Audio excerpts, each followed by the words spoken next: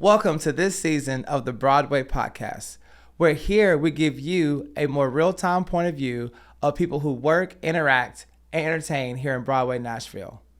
We get the opportunity to provide hot gossip, but we also take the opportunity to provide a more positive outlook on people who call Nashville their home. Ride with us as we take you down a trip on Broadway.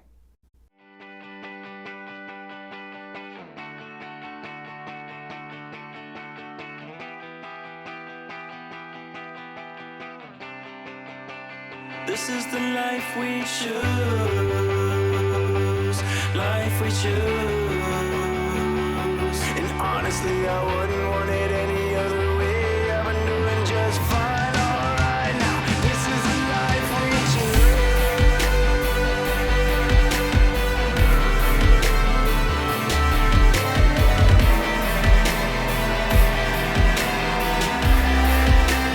This is the life we choose.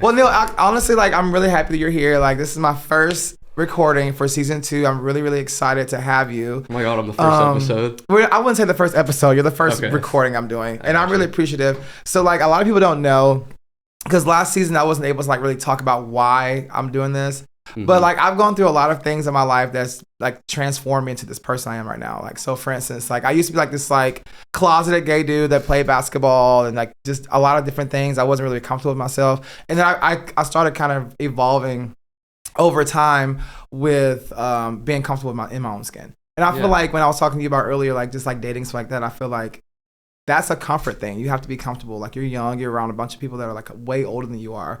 So it's kind of hard to get adjusted. I get it. But so I had the idea, I was I have a big personality. So why not be, on a podcast? And I always thought that I was supposed to be doing something in the audience. I just didn't know how or what. And then it kind of fell in my lap. Antonio kind of talked to me about how his last podcast was going. And I was like, I think I'd be good at that. So I kind of branched out and I was like, what ideas do I have to do a podcast? I work downtown. I've worked so hard my entire life to get to a certain point. Why not share it with the world? You know what I mean? Yeah. So I feel like this is a good opportunity for people to see a different side of me. I was talking about last season, just seeing a different side of David. Because people know me for a lot of different reasons, some bad, some good. And this is an opportunity for me to show them the good side. I want to kind of talk to you about your experiences, living in Nashville, just being so young around people like me and, people from work, just being so much older and almost more experience in life, how has that been a factor for you lately? How do you think that, your life has been since you've been in Nashville? I definitely think I matured a lot here, moving here, Mm-hmm. Being surrounded by older people. It was moving from Ohio to Kentucky was definitely a hard move because that's where my family lives now. And then I knew Kentucky wasn't for me. The people there are just they're backwoods. I feel like do not move to Kentucky. No disrespect, but no disrespect to Kentuckians, but just being an Ohio boy coming to Kentucky, I was absolutely not. No. Yeah. Then my sister first moved here to Nashville. I was visiting her all the time, and I was damn, this city's lit. It's popping. Yeah. I was all right. And then I also had a friend in Kentucky that worked down here on Broadway, and she was telling me about the money that everyone was making, and I was oh shit, that's life-changing money too. Yeah, no, I was to be that young and making that money, right? I was I'll give it a try, and then I applied, ended up getting the job. Right? Did you get the job immediately, or how did that go? Did you interview a couple times and have to wait a little bit, or how was that? Yeah, so I was interviewing for a few places. I definitely was interviewing for positions I was not qualified for, and those interviews were awkward. You're still not qualified for them, to be honest. No, but those interviews were awkward as hell. But when I ended up getting the job that I currently still have now, mm-hmm. It was for a position I was not even interested in. Yeah, that's right. You did something. You were doing something different then. Than I started off and I was the first day when they told me what I was doing, I was no. I was I don't know if this is for me. But I ended up seeing the money. I forgot about that. I ended up seeing the money afterwards, and I was Yeah. oh shit, You lucked up with that job. Honestly, you did. Like, I mean, I feel like somebody like your age, like, just imagine you came in, what, 19, 20 years old? I was 18. Oh, shit. Yeah, 18 years old. When I started Broadway. And you started working on Broadway, and then you walk into a place where, like for instance, me, like, it took me forever to get a job on Broadway because I wanted to do something different. Like, you came in first level kind of thing. I feel like for me, like, I came in, like, already expecting to, like, be at least a bartender. Mm-hmm. So when I had to serve, it was, like, the worst fucking shit for me. I was like, are you fucking kidding me? I gotta serve? Dude, I've been fucking bartending for, like, how many years? And you telling me I had to come down here and, like, serve for, like, 6 months and then hope for the best? Like, that's bullshit. So when I finally became a bartender, I was like, I was blessed to have the job. But then you turn around and then you have people like you, which is no offense, like, it's not a bad thing to get a job. Like, people need jobs. And I feel like opportunity for people are good. But how hard is it to, like, know that I got this job, like, overnight, and then there's people that took, like, 6 years to get the job, and it's like, what the fuck? Like, you know what I mean?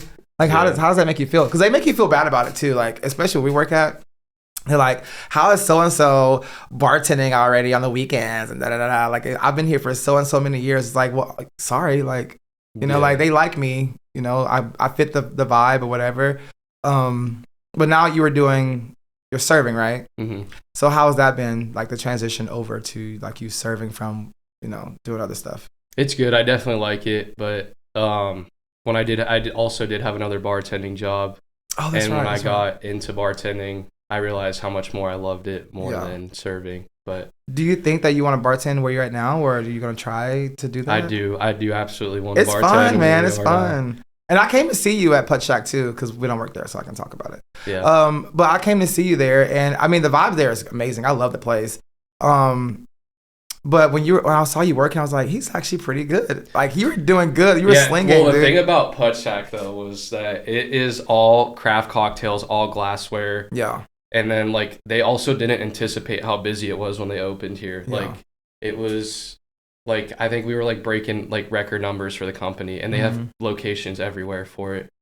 But, like, if you think about, like, the nightmares we have at the place we work at, like, with, like, restocking glassware, like, not having that ready. Oh, yeah, and, like, washing dishes and the bar backs we had were just ass. So, like, we just ran into so many problems, and plus it was craft cocktails, so those drinks take a minute to make. But, like, learning how to do that and, like, multitask on top of it, like. I mean, I think you're doing a phenomenal job. Like I said, I came in there, I was kind of, like, pleasantly surprised. I was like, actually, because when you were first trying to, like, audition for, like, where we're at now and to be a bartender, I was like, no way. Because, like, it's a different kind of vibe, like, downtown. Like, you have to kind of, like, be fast and stuff like that. Yeah. And so I went to Putt Shack, and I was like, I seen you work. You were making craft cocktails efficiently, though. Like, it was, like, very quickly. You knew what you were doing. They tasted great. You were clean. And I was like, you know what? He might be good downtown, because all it takes is just, like, you having a system, really, honestly. Because, like, we have bartenders all through Broadway that weren't good at first, and now they're good, because it just takes you a little bit to get adjusted to, like, how to work at the place. And I feel like you should try again. I do want to try again. Because absolutely. I feel like you're the look. I get the vibe. That first audition was a nightmare. Was it really? Oh, please tell me about it, because I never got the chance to talk about it. Was, like, crazy. Like, so, like, everyone told me, like, what happens during these auditions. I think I even tried to tell you, like, what to expect. Yeah. And, like, I knew what to expect going into it. It was just, like, the moment, like, having all the managers just sit at the bar. Isn't that crazy? That's like, cringe as fuck, though. It is cringe. It's actually, like, kind of, like, back. No other bars do it on Broadway. Right. It's like, it's so backwoods. It's, like, so, like, cringy. Like, what the fuck? Like, you kidding me? Like. Yeah. So, like, the moment I got behind the bar, like, I was fine. And then, like, I don't know, something hit me, like, right immediately as we started. And, like, my anxiety was just, like. It just took over. Oh, shit. And then, like. What they asked you? Like, well, how did that process go? Like. They just gave me the rundown. They're like, just pretend we're customers, blah, blah, blah. And, like, we're just going to ask you to make a few drinks. Yeah, I know. That's that's my thing on, like, going back of, like, when something, like, I have to pretend to do something, it's, like, awkward for me. Right. But, like, when something comes, like, naturally to me, it's exactly. Very and, like, easy, you can't expect me to, like, first of all, you're my manager for, like, what, 6 months already? And then now I'm, like, sitting before you. And you want me to pour you drinks, like, I know you, so, like, and then you're looking at me, like, with, like, dead stare eyes and shit, like, did they ask, were they, like, nice, or, like, what, how were they, like? Yeah, so, like, the very first thing they had me do was, like, they were like, oh, I want, like, 4 different types of beer and a water, and then like of course like I didn't upsell the water, which like is like the big thing they want us to do if you work there. And like I knew that as soon as I like was like getting it from the gun, I was like, oh. Fuck, I literally the water was halfway full. I was like, shit. Did you like try to go back and fix it? Yeah. You should like. I should have, but it was all right. I like. It was just very chaotic, and then like all my other drinks were fine that I made, and then they were just like trying to talk to me and stuff as I was doing it. But it was also just like very awkward too, because like it was like during a work day too, so like you had other coworkers staring at you while you're doing your audition. And you're like, oh yeah, because like you're on like the second level or whatever, and like you're like walking past you. Probably eating. Yeah, no. Because sometimes I've seen auditions where people are like literally eating in the diner. I'm like, why are you making somebody do an audition right now? No, like, I'm like in the corner of my eye looking at the first level, and like all like the servers downstairs are like up there like laughing at me. Oh my god! Like, I wish I was there when you was doing it. I wish they recorded it. They need to like. They should start recording it for sure, because I think like they need a reality TV show. I mean, I feel like it's almost like crazy that they haven't been offered that. No, I know. I feel like somebody told me once before, like they tried to get it and like they turned it down. But I mean, to be honest, that would make them probably go out of business. Not go out of business. I mean, like it'd be good or like really, really bad. Popular if we had a reality TV. Because we have some characters we work with, some good people that like funny. Like we're always going out, we're always hanging out. And I feel like if we did have a reality show, that's why I want to do this podcast so bad, because like we're missing out on opportunity. It's the closest thing you guys are getting to reality TV. Period. And I'm like that bitch. So like, what's up? Yeah. But like the thing is, like the podcast gives us opportunity. Yeah, I did. I'm sorry. Fuck. Yeah. But the podcast has given us the opportunity to have a voice, because I feel like our company is too big to not have a fucking reality, like something on TV. Like we see all these like Vanderpump Rules, whatever. I still haven't watched that. And everyone told me it's actually pretty good. And like you got upper deck or lower deck or whatever it's called. And it's like, why are you not marketing yourself in the times that we are now? Like they don't really advertise us like I feel like they should, because they have so much opportunity and so many people that work for the companies that we work for. Absolutely. To be able to really market it in like a social media way. Because don't you feel like when you see other bars like Garth's or like Barstool, they're always on social media all the time. Absolutely. And I was talking about that last season. I was like, dude, they do such a good job of like marketing their places. Like, yeah, we have the opportunity to be busy all the time, but market us. Like, put us on social media. Like, I've seen. Let's like get to know the employees. Exactly. Like, we're all characters that work there. Right. I've seen so many girls on Barstool's website that I know personally that they're always on social media, like free advertisement. Like the same thing for Garth's. Like we work for big companies. Like, show us off. Like, brag about us. Like, we're funny, I literally think we would be the Jersey Shore of Broadway. We would definitely be. It would be grungy as fuck. It would be so funny. Yeah. It would. I mean, it would definitely take off for sure. Like, but I feel like the reason why they haven't done it, because I feel like there's some shit. It would shut down. It would shut down the location. We would be snitching like a motherfucker. Like, oh, this place is this. Like, and it's like, no. This person's this person right, did exactly. This. My schedule sucks, vice versa. Like, what? This person slept with this person. Ooh, no. X-nay that. But for real though, like we would get canceled immediately. Like, well, from them, not from like on TV or whatever. But like, tell me about like we were talking about you being young and like you having like this experiment. Yeah, we did sidetrack, but it's okay. About being so young, working at places like that. Like, how does it really feel like in real time? Like. Yeah, like, so when I first moved to Nashville, like, I started working there, and I thought everyone was going to be, like, my age. So to find out everyone wasn't my age, I was like, damn. I'm like, I don't know. I kind of felt out of place a little bit. And I was like, do I, like, really belong here? Like, I was, like, second-guessing it. Yeah. And it was also just hard not to be able to go out with these people, too. Like, I had my fakes and stuff. Well, they're not really. Oh, that's right. You were, like, 19 when you first started working. So, like, we had to, like, sneak you in the bars and shit. Yeah, that was crazy. Honestly, that was an experience itself, too. That's fun, though. Yeah. Like, I feel like, I remember back when I was in college, like, I'm going to bars, like, being 19, 20, like, not being old enough to drink. Like, going out and sneak out to bars was, like, really fun. But also, it's like, you got to find those people that, are willing to, like, do that for you. You know what I mean? Like, yeah, no, like, definitely hanging out with, like, you and, like, other people that don't we had. Don't snitch on me. Fuck.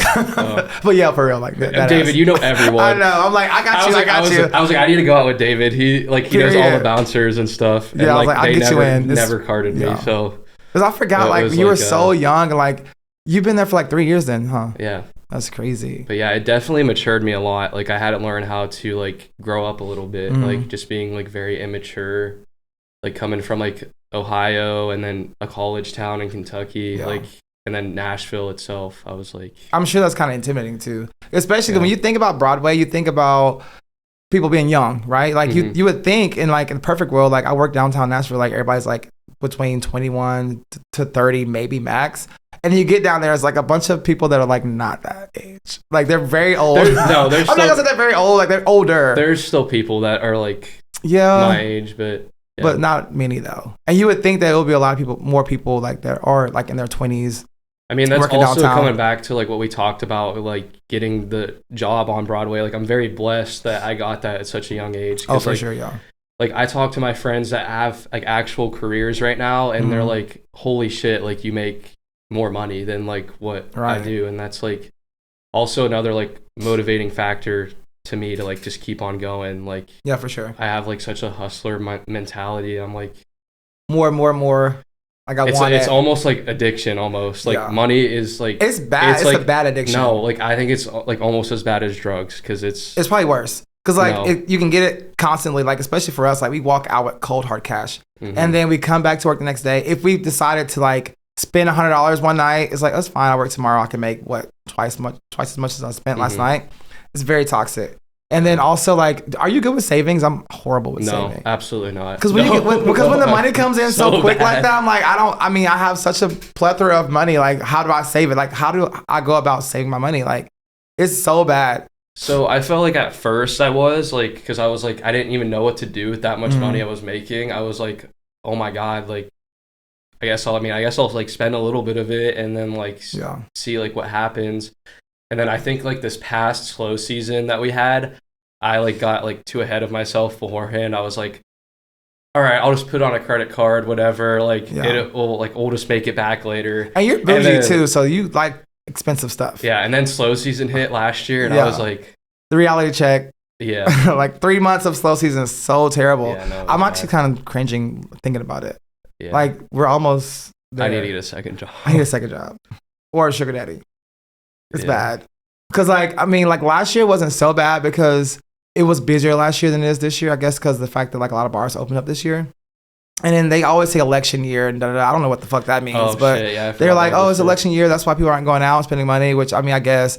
But also it's like, what happens next season? Like, I don't know if I can survive another dead season like that because I didn't save any money this year, to be honest.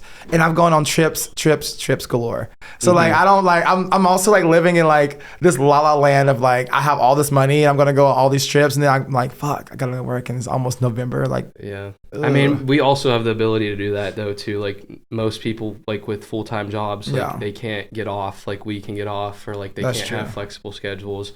So like for me, I'm just like YOLO. Like it's just I'll to a certain extent. Thankfully, we have credit cards. Like we can like just charge shit off. Like imagine like the average Joe that just works downtown, just like living off cash. Like that shit's hard. It is hard. Like it's bad. Like December, January is horrible. You know. And then I'm not from here, so like when the holidays, I stay in town and work, and everybody else is going out of town, seeing their families and stuff like that. I'm like, well, I can't really go. Because, like, first of all, I don't want to spend the money to go. And then it's also, like, hard to, like, travel in the winter because it snows here sometimes. And I'm like, ugh. I'm working the holidays, not making any money. I'm depressed. It's dark from 6 to 6. Like, kill me.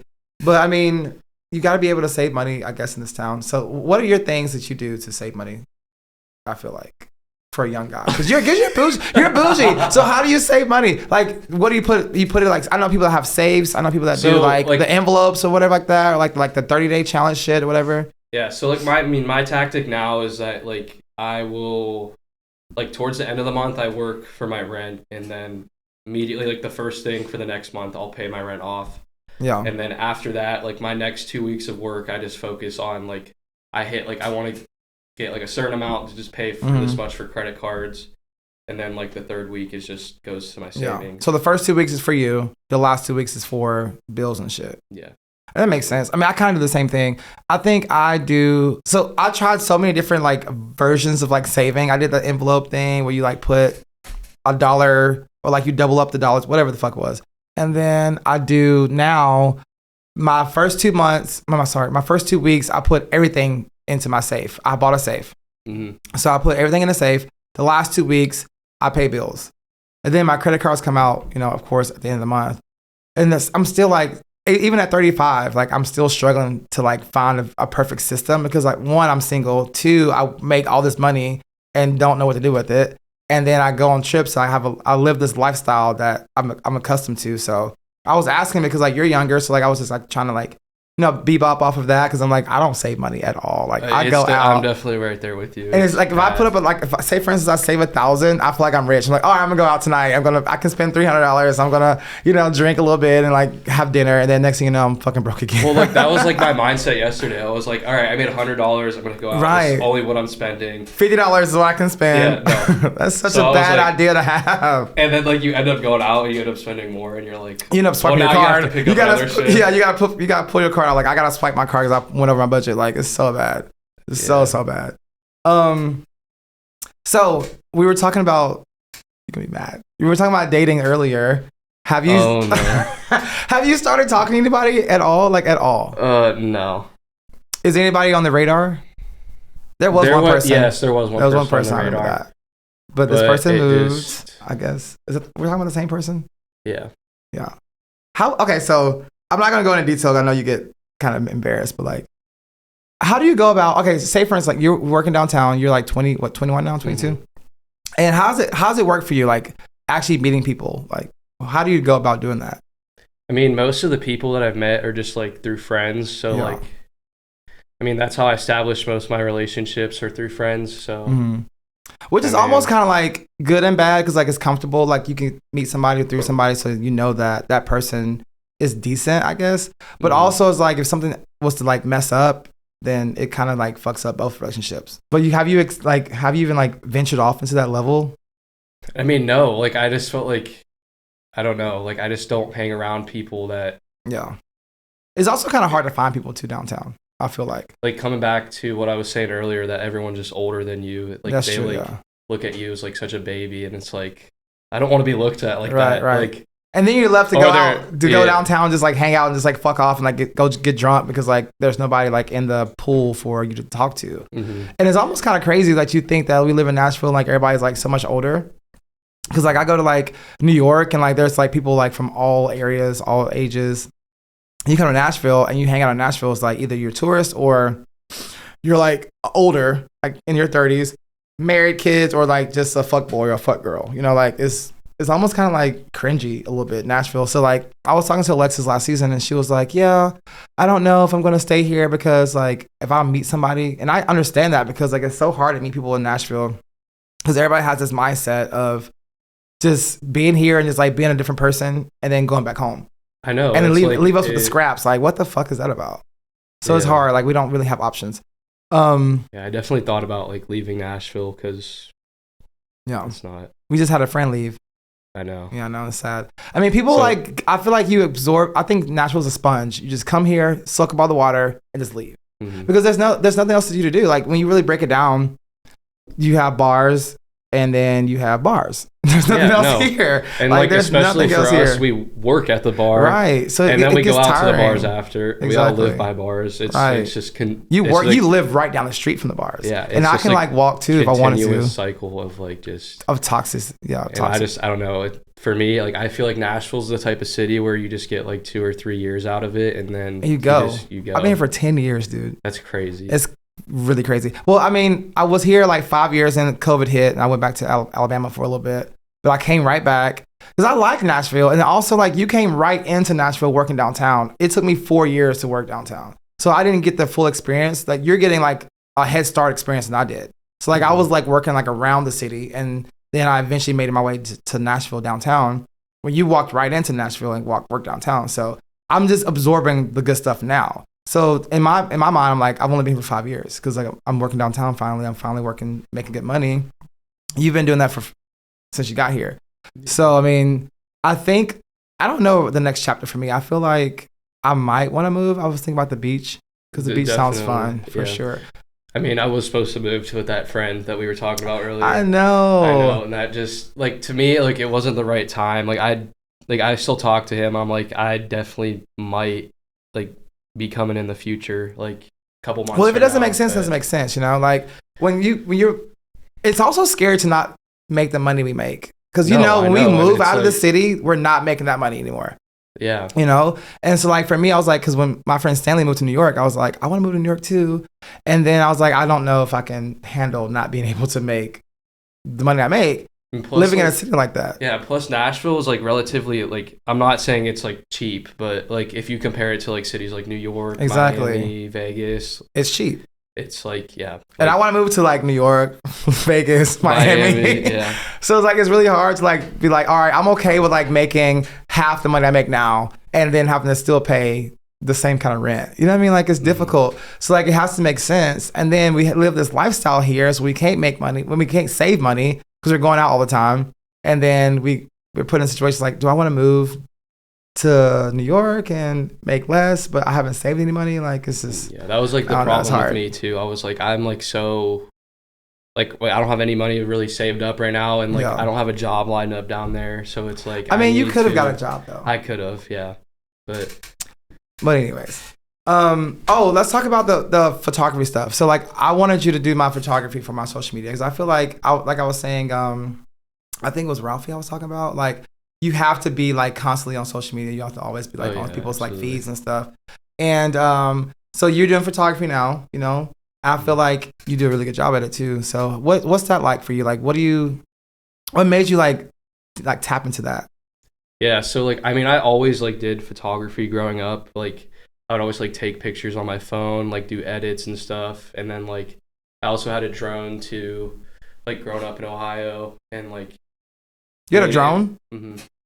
You still have it? It was a nice ass drone, yeah. You still have it? I don't know if it works. We gotta test it out. It's been sitting in the dust for like 2 years. You need to test it out. But yeah, no, like I remember like, I don't know, I forget, like one Christmas I got gifted it, and like I just like did like a bunch of videos and stuff, editing with it. Like, I mean, that's like my type of stuff right there. Like, content creating, digital content. Yeah, because you wanted to DJ too for a second. Yeah. What happens to that? You just said fuck it.